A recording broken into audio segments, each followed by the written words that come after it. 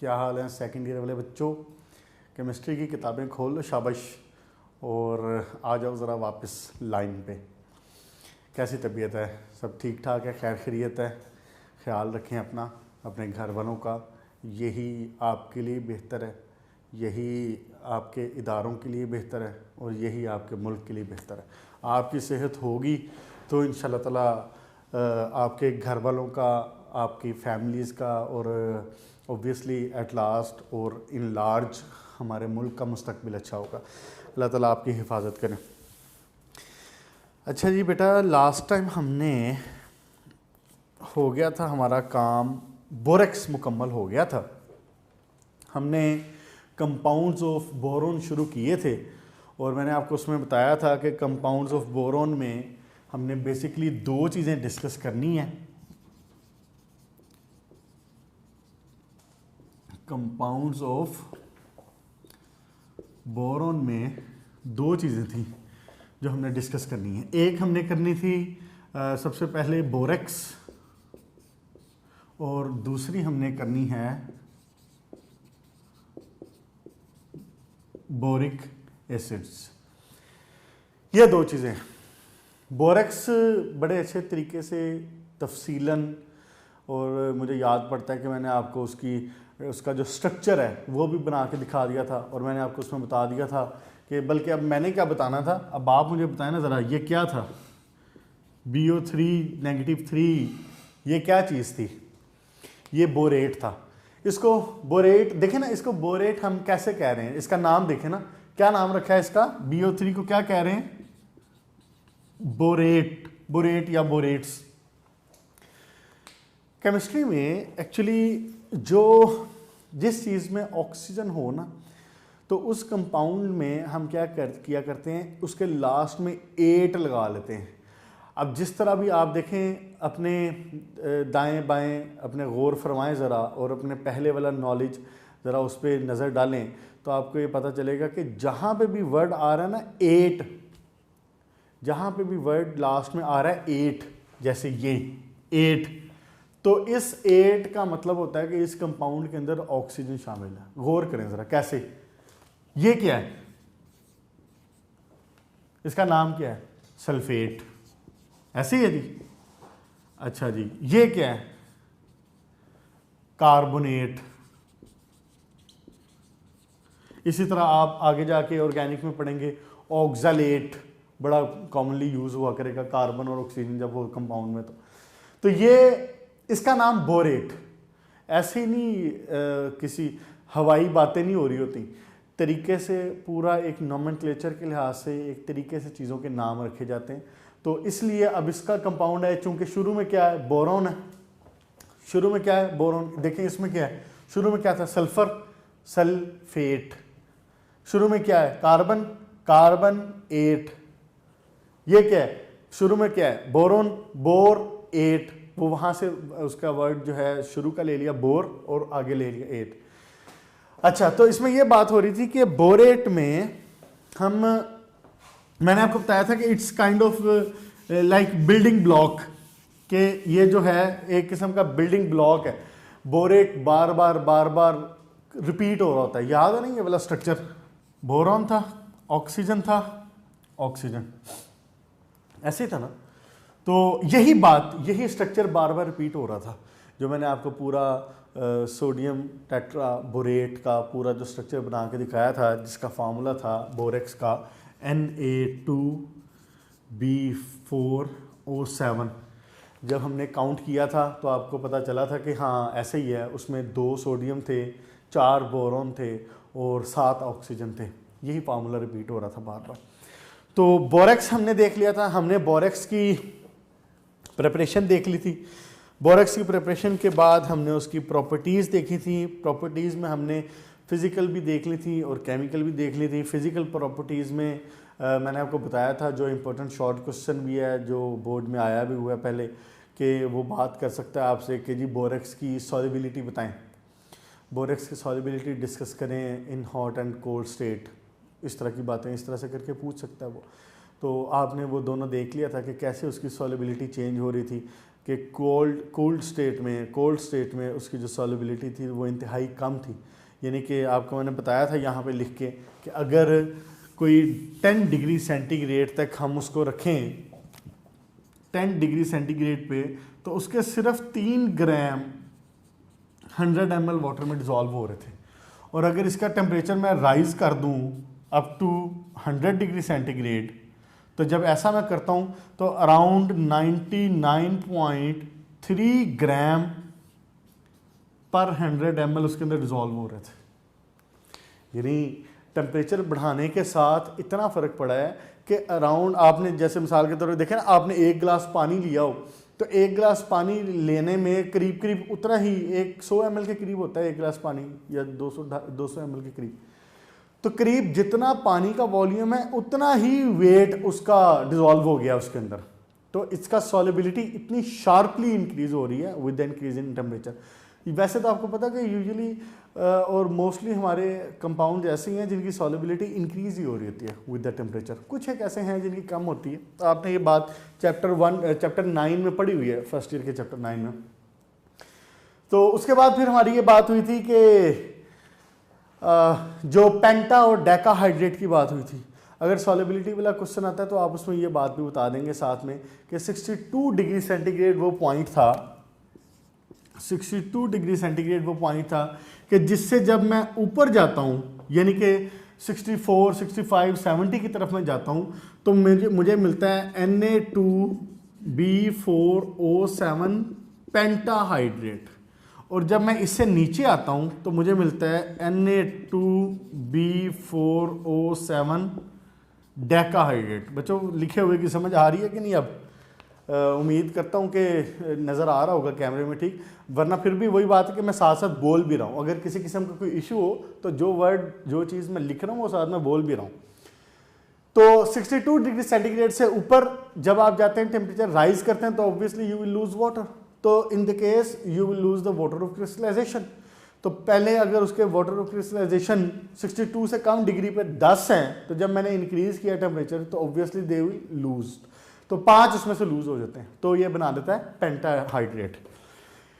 अच्छा जी, उसके बाद हमारी क्या बात हुई थी बच्चे के 5 बातें उसमें हमने डिस्कस की थी। क्या क्या थी वो? एक उसकी हाइड्रोलिसिस थी, फिर उसकी आयनाइजेशन देखी थी, फिर हमने उसका रिएक्शन देखा था अमोनियम क्लोराइड के साथ, फिर हमने उसका रिएक्शन देखा था एसिड्स के साथ, HCl के साथ, H2SO4 के साथ, और इसमें से और फिर एक पॉइंट और देखा था। हाँ जी बिल्कुल, ये बड़ी इंपॉर्टेंट बात, जो कि बोरेक्स बीट टेस्ट वाला पॉइंट देखा था। बोरेक्स बीट टेस्ट उस दिन कंप्लीट नहीं हुआ था हमारा, तो आज इंशाल्लाह ताला उसको मुकम्मल उसके ऊपर तफसीलन बात करते हैं। और मैं कोशिश करूँगा कि बात उस पर इस तरह से हो जाए कि आपको उसमें ना जो प्रैक्टिकल्स हैं उसमें भी फ़ायदा हो जाए, तो आपकी बैकग्राउंड उसमें बन जाए। वहाँ पे आपको प्रैक्टिकल जब आप परफॉर्म करेंगे तो आपको कलर याद करने पड़ेंगे। आपको इंशाल्लाह ताला जब प्रैक्टिकल का वक्त आएगा तो तफसीलन बता दिया जाएगा। लेकिन फ़िलहाल ये कि आपको वो जो टेबल है ना जब वो एक सॉल्ट देता है ना आपको प्रैक्टिकल में, तो उसका जब एनालिसिस किया जाता है तो आपको ये कलर याद करने पड़ेंगे कि जी फ़लाँ कलर के साथ ये वाली बात हुई थी, फ़लाँ कलर जब होगा तो उसका ये वाला उसमें होगा, मेटल हुआ करेगा। ये आपको याद करने पड़ेंगे, और ये वहाँ पे आपको लिखने भी होते हैं कन्फर्मेटरी टेस्ट में, और ये सारा कुछ आपको वहाँ लिखना होता है। तो बहरहाल वहाँ पे इंशाल्लाह ताला देख लेंगे। फ़िलहाल याद करने की ज़रूरत नहीं है हमें कलर्स को। FSC में का वो इसमें यानी आपके बोर्ड के पेपर इसमें स्कोप में नहीं है वो, लेकिन वो प्रैक्टिकल में आपको करने पड़ेंगे। तो फिर इनकी बातें कलर की वहीं पे हो जाएंगी। लेकिन अभी हम शुरू करते हैं बोरेक्स बीट टेस्ट, और उससे पहले एक नज़र इसको देख लें कि जी अमोनियम क्लोराइड के साथ रिएक्शन हुआ था तो उसमें एक डिफरेंट कंपाउंड बना था, and that was boron nitride BN। B2O3 boron oxide तो बन ही रहा था पहले भी। और क्या ख़ास बातें हुई थी इसमें? फिर HCl और सल्फ्यूरिक एसिड के साथ सिंपल इट वाज के उसमें अगर उसने HCl के साथ रिएक्शन करवाया तो आपको वो सॉल्ट मिल जाएगा, NaCl मिल जाएगा। और अगर रिएक्शन हुआ है सोडियम उसके साथ सल्फ्यूरिक एसिड के साथ तो आपको सोडियम सल्फेट मिल रहा था। और दूसरी चीज़ जो आपको दोनों चीज़ों में कॉमन मिल रही थी वो क्या मिल रही थी? Boric acid H3BO3। आज हम इसके ऊपर भी बात करेंगे इंशाल्लाह ताला, H3BO3 वाला इसको भी स्टार्ट करेंगे। कोशिश करेंगे इंशाल्लाह ताला कि ये जो है ना इसका काम बोरॉन वाला ये आज वाइंड अप कर दिया जाए। कंपाउंड्स ऑफ बोरॉन में ये मैंने आपको बता दिया है कि अब हम स्टार्ट करेंगे बोरिक एसिड, लेकिन उससे पहले हम एक इम्पोर्टेंट बोरेक्स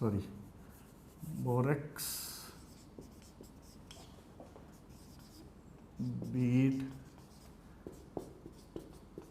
टेस्ट,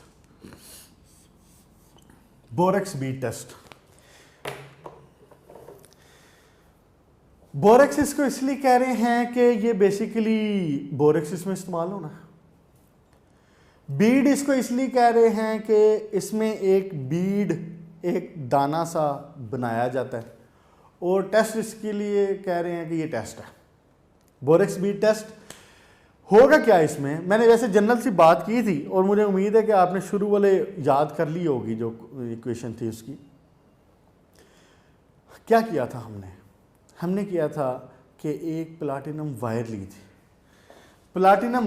थी, और प्लाटिनम वायर को लेके ना उसकी आगे से ऐसे थोड़ा सा करके उसको राउंड सी शेप बना लेते हैं, थोड़ी सी लूप सी बना लेते हैं। सिंपल एक वायर हुआ करती है प्लाटिनम की, तार, जैसे आप समझ लें कि जैसे जैसे आपकी बिजली की तार होती है, जैसे आपकी इलेक्ट्रिक वायर होती है ना, तो इलेक्ट्रिक वायर के ऊपर तो एक वो कोटिंग सी हुई होती है, प्लास्टिक सी ऊपर कोटिंग होती है। लेकिन अगर आपको इत्तेफाक हुआ हो कभी और आपने हमारी तरह उसको ओपन करने की कोशिश की हो, तो ऊपर से जब आप उसका वो रबर का जो पोर्शन होता है वो उतारते हैं ना, तो अंदर एक कॉपर की वायर निकलती, तो बिल्कुल ऐसी प्लाटिनम वायर होती है। वो जैसे आप वो वायर निकालते हैं, उस वायर को उठा के आप आगे से थोड़ा सा ना यूँ करके फोल्ड कर लेते हैं, ऐसे उसको थोड़ा सा मोड़ लेते हैं और उसकी एक लूप बना लेते हैं। अब इसका लूप बनाने का मकसद क्या है, क्या बना लिया हमने इसका लूप। अब लूप बनाने का मकसद क्या है कि इसके ऊपर जब मैं इसको डिप करूंगा ना सॉल्ट में, या जब मैं डिप करूंगा किसी भी मेटल में, किसी भी चीज़ में, तो ऑब्वियसली कुछ 2, 4, 5 दाने इसके ऊपर आके टिक जाएंगे, इसके ऊपर आके रुक जाएंगे। ये मकसद है इसका इकट्ठा करने का। प्लैटिनम वायर लेते हैं। अच्छा, यहां पे अब एक ये भी सवाल पैदा होता है, प्लैटिनम वायर, यहां पे एक सवाल ये पैदा होता है कि वाई ओनली प्लैटिनम, सिर्फ प्लैटिनम ही क्यों हमने यहाँ पे कॉपर की क्यों नहीं ले ली, आयरन की क्यों नहीं ले ली, कोई स्टील की क्यों नहीं बनवा ली। बेटा platinum one of those metals है जो कि बड़ा इनर्ट है, रिएक्टिव नहीं है, इसकी ऑक्सीडेशन नहीं होती, आपने प्लैटिनम सुना भी होगा, जैसे वाइट गोल्ड जिसको कहते हैं।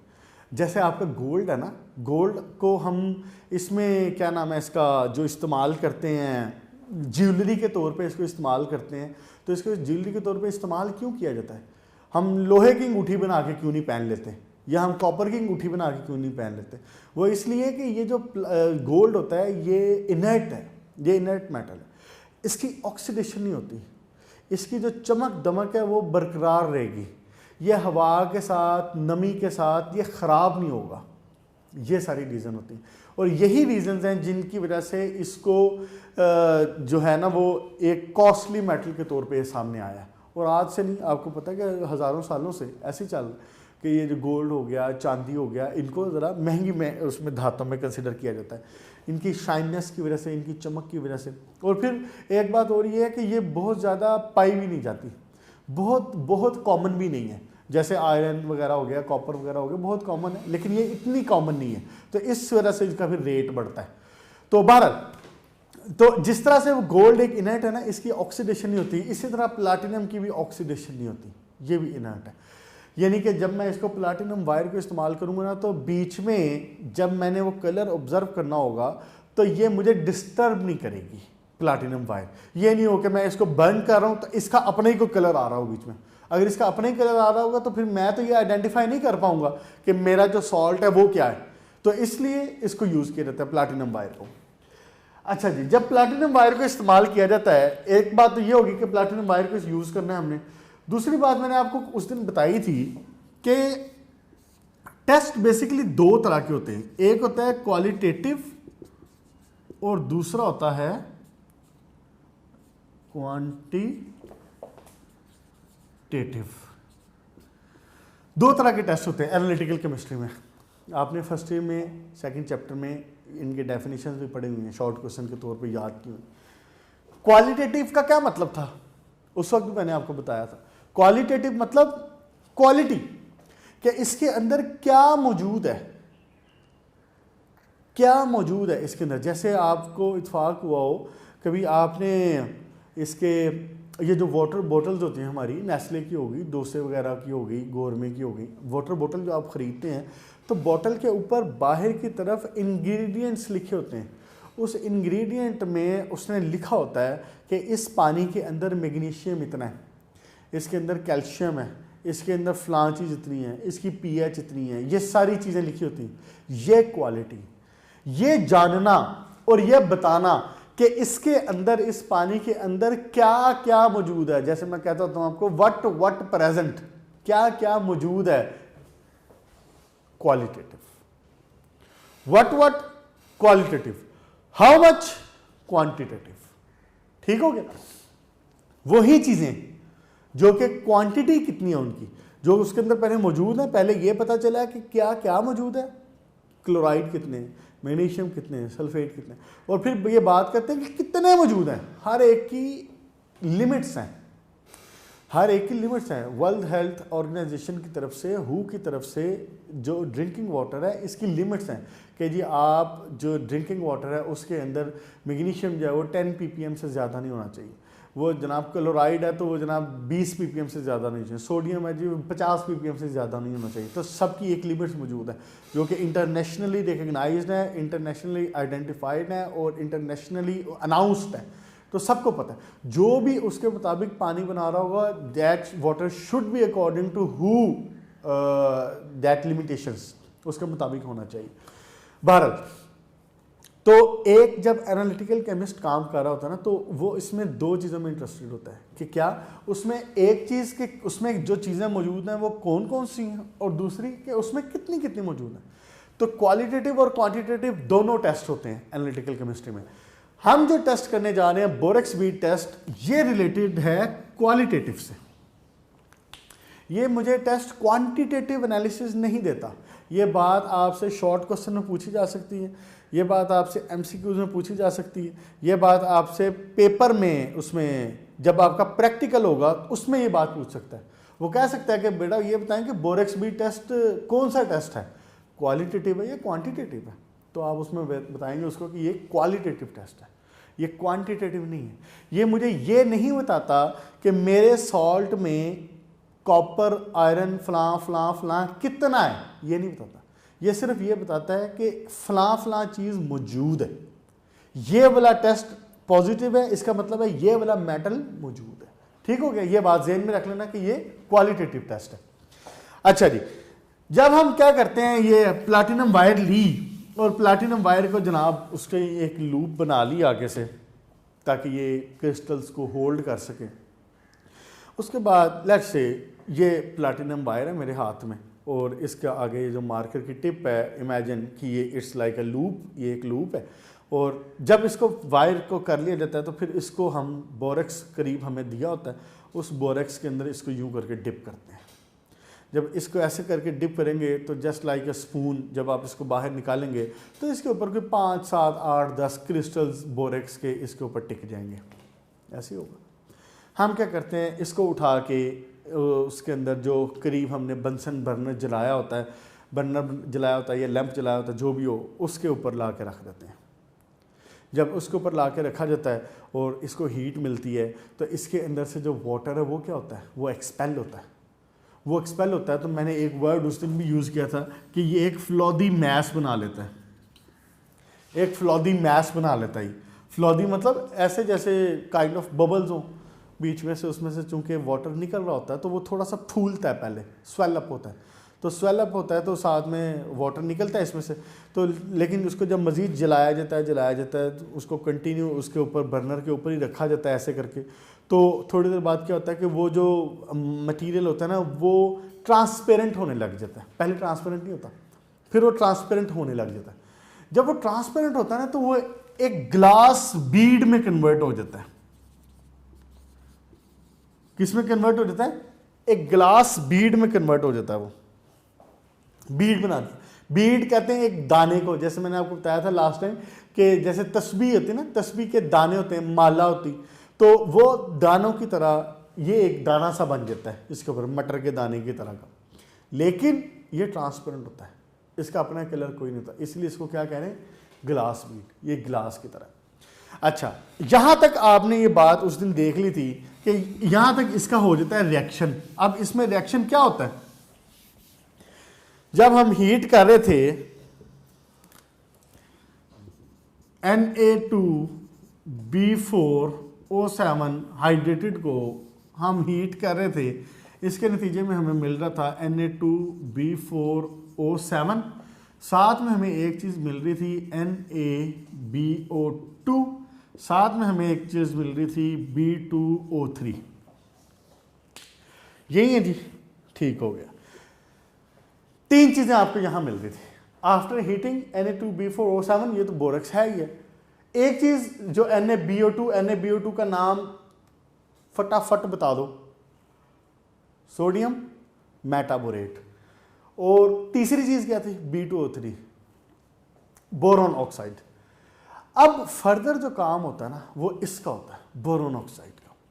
जब ये काम किया जाता है ना, तो अब साथ में बुक पे भी देखें ज़रा, इसीलिए उसने पेज नंबर 40 के ऊपर chemistry of borax bead test में देखें, उसने आपको इक्वेशन यहाँ पे दी है, और उसने उस इक्वेशन के बाद जो फर्दर वाली आगे वाली जो इक्वेशन है सेकंड वाली, उसने B2O3 का रिएक्शन करवाया हुआ कॉपर ऑक्साइड के साथ। ये जो B2O3 है ना, ये रिएक्शन करेगा अब उस मेटल के साथ, उस सॉल्ट के साथ जो प्रैक्टिकल में आपको प्रोवाइड किया गया।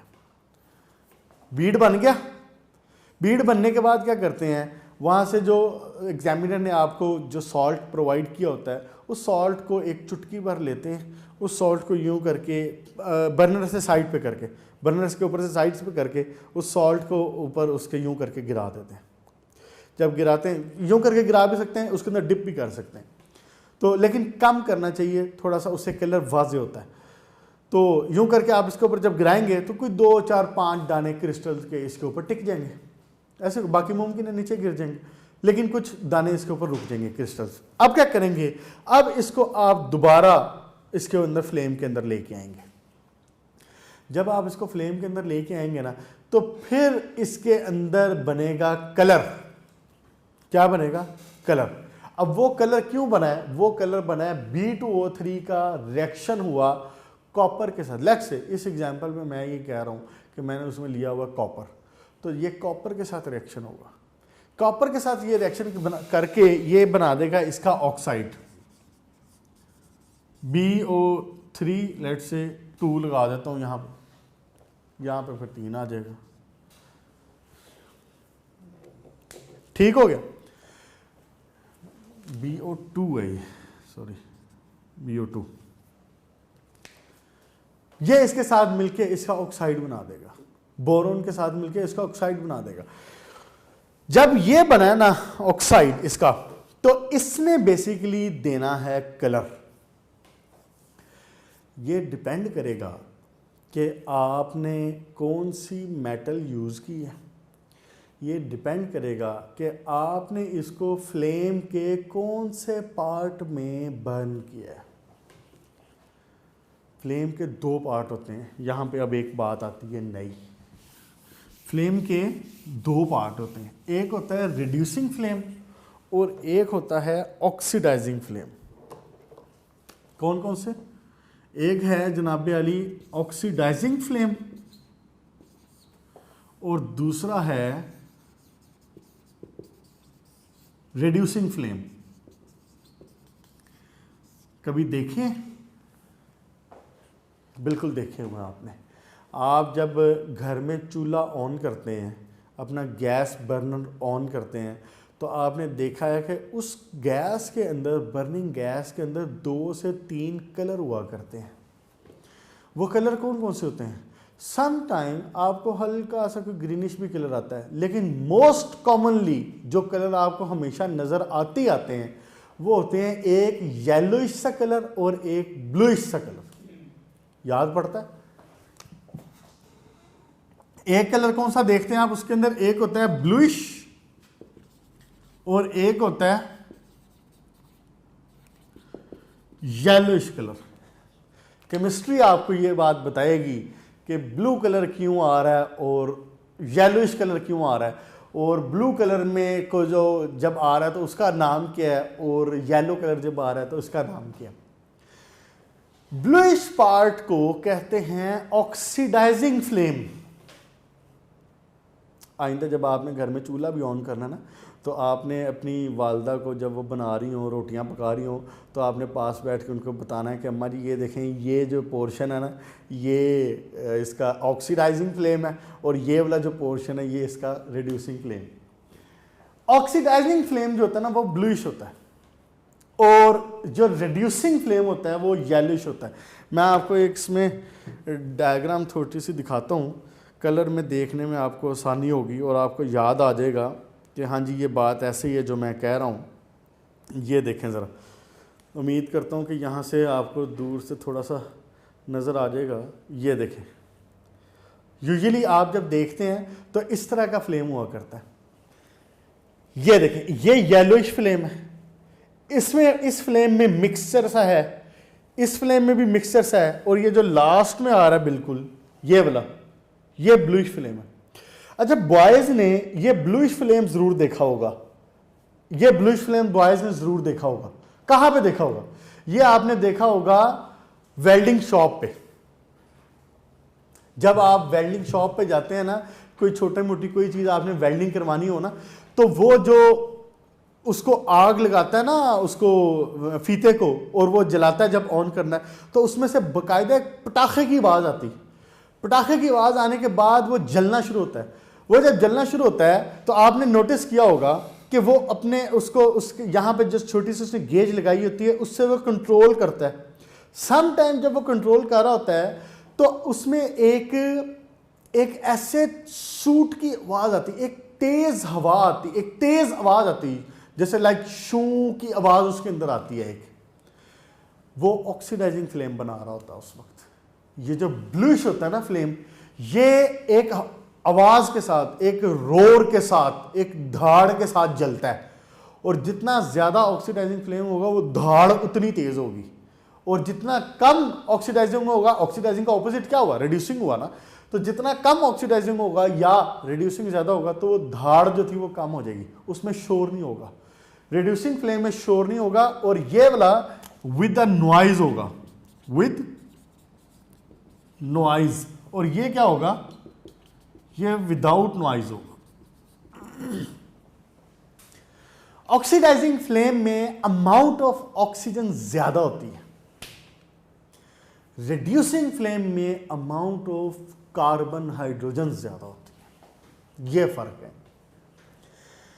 आप जब बर्न करते हैं तो ये डिपेंड करता है आपके चूल्हे के ऊपर, और आपने घर में जब आपने एक और बात नोटिस की होगा, तो आपका जो घर में जो चूल्हा होता है वो मोस्टली इस शेप में होता है, ऐसे एक सर्कुलर पाथ होता है।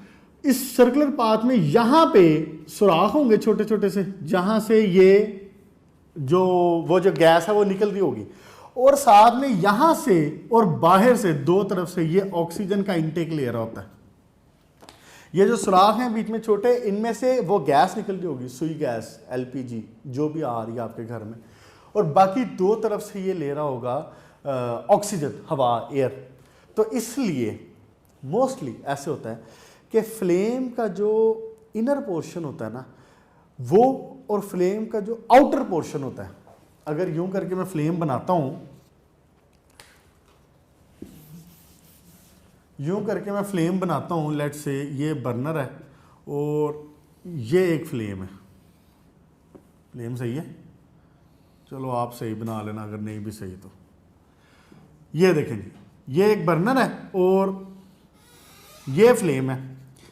फ्लेम का जो आउटर पोर्शन होता है ना, ये यूजुअली ब्लूइश होता है। क्यों? क्योंकि इसका जो ताल्लुक होता है ना, इसको बाहर से हवा चूंकि मिल रही होती है, तो इस हवा में, ये मेरे पास ब्लू येलो मार्कर नहीं है इसलिए मैंने ग्रीनिश कर दिया इसको, लेकिन आप ये समझें कि येलो ही है।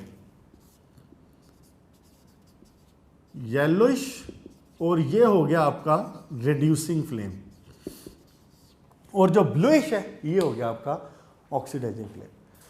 अब बात ये है कि हमारा जो मेटल ऑक्साइड है ना, ये रिड्यूसिंग फ्लेम में डिफरेंट कलर देता है और ऑक्सीडाइजिंग फ्लेम में डिफरेंट कलर देता है। हमारे पास पूरी एक लिस्ट मौजूद है, पूरा टेबल बना के हमने अपने पास रखा हुआ है।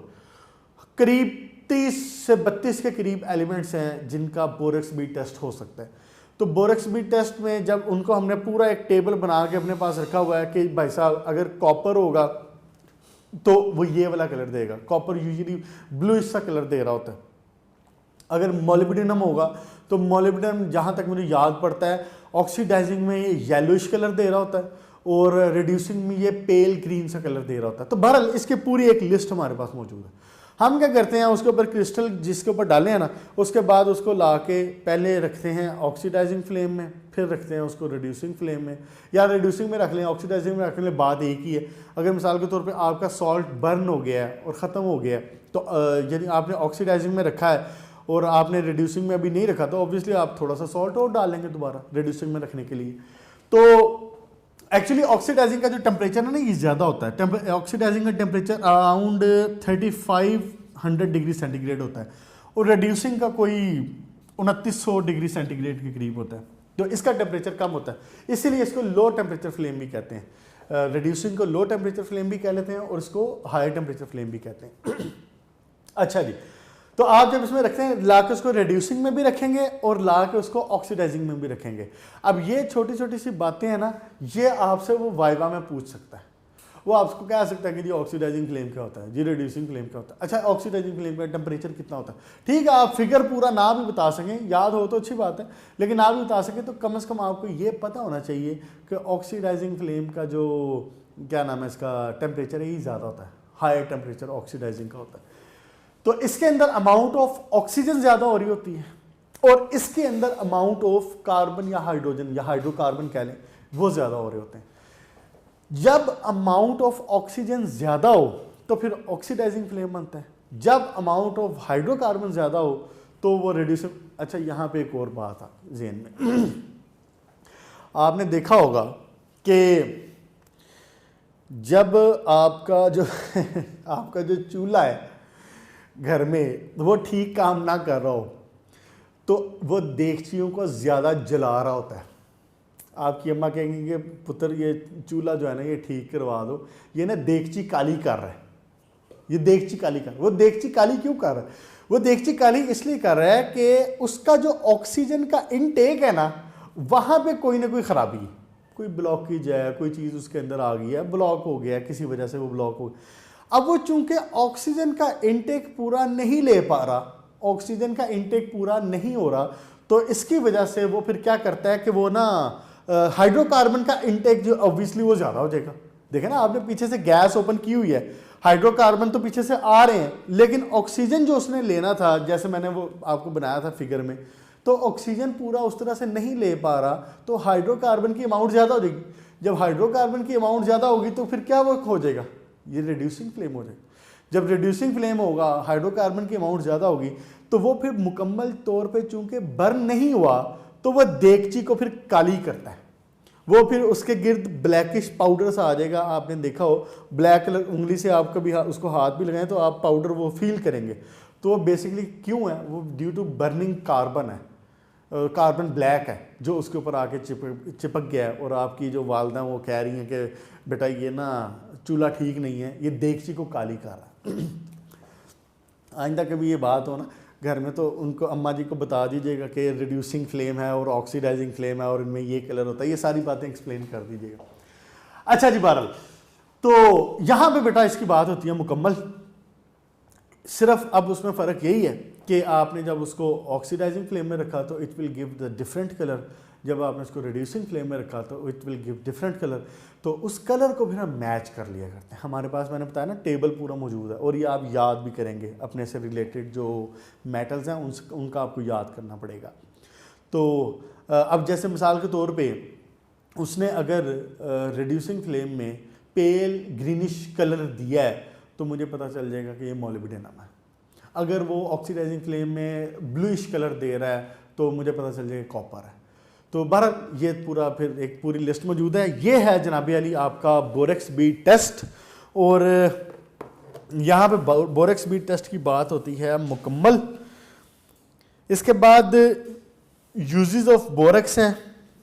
यूजेस ऑफ बोरेक्स में मैंने आपको बताया था कि एक सबसे बड़ा जो यूज़ है ना बोरोन का, इवन आप अंदाज़ा लगा सकते हैं कि around 50% of the production in the world ये यूज़ होती है बोरोसिलिकेट्स बनाने के लिए।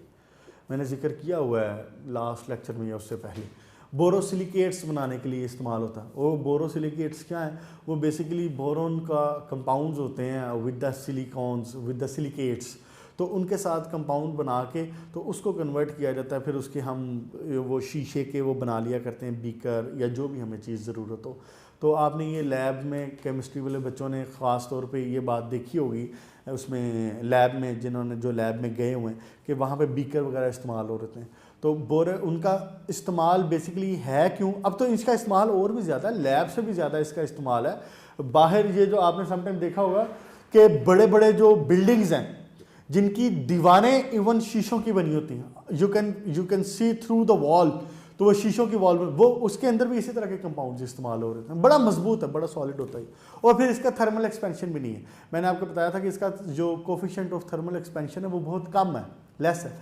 तो थर्मल उसकी वजह से शॉक जो है ना ये ज़्यादा बर्दाश्त कर लेता है, इसमें चेंज इतना नहीं आता, तो टूटता नहीं है उसकी वजह से। तो बहरहाल हम ना एक काम करेंगे कि नेक्स्ट लेक्चर में इंशाल्लाह ताला यूजेस को एक नज़र देख लेंगे, तो उसके बाद फिर इंशाल्लाह ताला बोरिक एसिड पे नज़र डाल के फिर बोरोन को ख़त्म करेंगे। ख्याल रखें अपना बेटा, यहाँ तक चीज़ों को क्लियर कर लें। एनी डाउट, एनी कन्फ्यूजन, एक कमेंट करें उसके अंदर मुझे, और एक ही बार कमेंट करें और उसमें मुझे बता दें। तो इंशाल्लाह ताला जो नेक्स्ट वीकेंड पे या नेक्स्ट लास्ट लेक्चर हुआ करेगा इंशाल्लाह ताला हफ्ते के आखिर में, तो उसमें इंशाल्लाह ताला जो क्वेरीज होंगी वो भी रिप्लाई हो जाएंगी। अपना ख्याल रखिएगा। Good luck.